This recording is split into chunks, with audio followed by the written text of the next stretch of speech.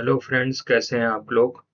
आज काफ़ी न्यूज़ चल रही है। हेयर ट्रांसप्लांट में एक आदमी की मृत्यु हो गई उसको करवा के। तो मुझे ये लगा कि आपको इसके बारे में जानकारी देनी चाहिए। मैं हूं डॉक्टर दीपक गुप्ता, आपका health guide.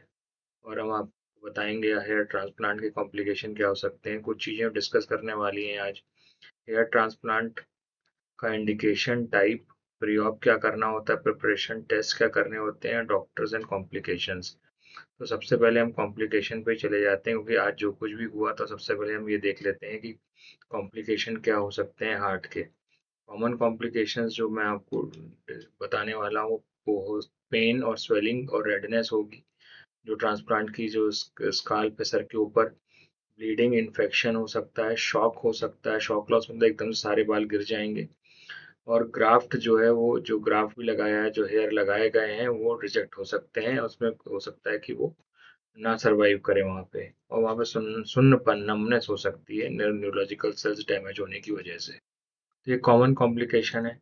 Life threatening complications हैं जो आज हुआ, उसमें से कुछ ऐसा हो सकता है, आज या कल जो भी एक दो केस हुए हैं उसमें ये हो सकता है एनाफिलैक्सिस। एनाफिलैक्सिस मतलब सीवियर एलर्जिक रिएक्शन, जिसमें बीपी गिर जाता है और आदमी with in hours, with in a day expire हो जाता है।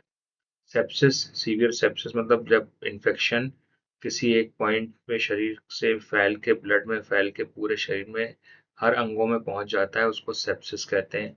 उसमें भी बीपी गिर जाता है पेशेंट का, पेशेंट धीरे धीरे करके सडनली ही कोलैप्स होकर एक्सपायर हो जाता है। कोई कार्डियक इवेंट, जिससे कि अगर आप इस तरह की कोई सर्जरी कर रहे हैं, छोटे छोटे क्लॉट्स निकल के वो हार्ट की वेसल्स को ब्लॉक कर सकते हैं, हार्ट अटैक हो सकता है। और एयर एम्बोलिज्म, अगर एयर लीक कर जाती है ब्लड में, तो वही जाके नसों को ब्लॉक कर सकती है, तो उसे एयर एम्बोलिज्म कहते हैं। तो ये जो कुछ बहुत इंपॉर्टेंट है, इसी में से कुछ होके ही किसी इंसान को हेयर ट्रांसप्लांट कराने में ये सारी प्रॉब्लम आ सकती है। अब what is hair transplant. Hair transplant एक सर्जिकल प्रोसीजर है जिसमें हेयर फॉलिकल्स को डोनर से निकालकर गंजे सर के ऊपर लगाया जाता है। ये दाढ़ी पे भी लगा सकते हैं, सर पे भी। आईब्रो का भी ट्रांसप्लांट होता है। कोई स्कार सर पे निशान है तो उसके लिए भी ट्रांसप्लांट किया जाता है। टाइप्स ऑफ हेयर ट्रांसप्लांट तीन तरह के होते हैं: follicular unit transplant, follicular unit extraction and robotic, जो मशीन द्वारा किया जाता है। फॉलिकल यूनिट ट्रांसप्लांट में एक स्ट्रिप हेयर की निकाल दी जाती है स्किन के साथ, और उसमें से भी हेयर निकाल के बाद में ट्रांसप्लांट किया जाता है उसको हार्वेस्ट करके। फॉलिकुलर यूनिट एक्सट्रैक्शन में एक एक यूनिट जो है एक्स्ट्रा उसके मशीन के द्वारा निकाली जाती है और उसको दूसरी जगह पे इम्प्लांट किया जाता है। ये तीन तरीके हैं, रोबोटिक वो मशीन द्वारा किया जाता है। तो ये सारी इंपॉर्टेंट चीज़ें, टेस्ट जो हमें ज़रूरी, बहुत ज़रूरी है कराने के लिए, वही सीबीसी, ब्लड टेस्ट जो बहुत ज़रूरी हैं, जो कि हमेशा हो जाने चाहिए एक ट्रांसप्लांट कराने से पहले।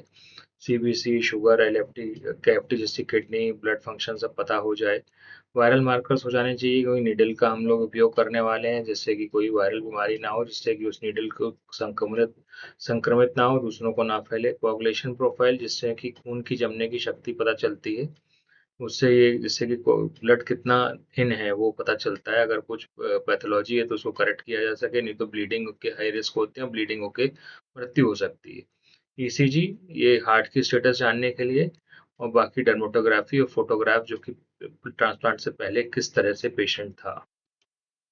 बहुत इंपॉर्टेंट चीज है कि आपको ये हेयर ट्रांसप्लांट किससे कराना चाहिए, जो कि आज एक सवाल उठा हुआ है हमारे देश में।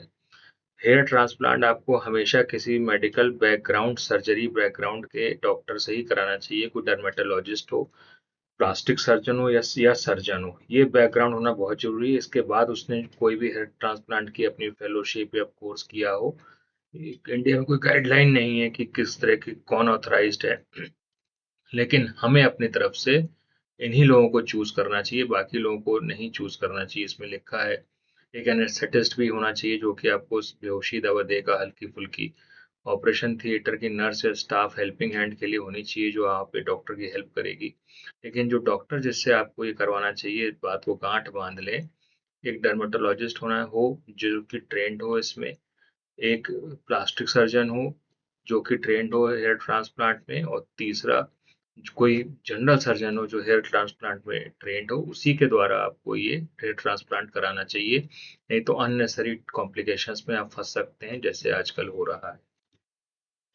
तो दोस्तों, आशा है आपको मेरा ये वीडियो पसंद आया होगा, इन्फॉर्मेशन बहुत ही जेन्युइन लगी होगी। अगर आपको ऐसा लगता है तो वीडियो को लाइक करें, सब्सक्राइब करें और शेयर करें। आपको ऐसे इंपॉर्टेंट इन्फॉर्मेशन मैं देता रहूंगा जिससे कि आपकी day to day life easy होती रहेगी। Thank you very much. जय हिंद।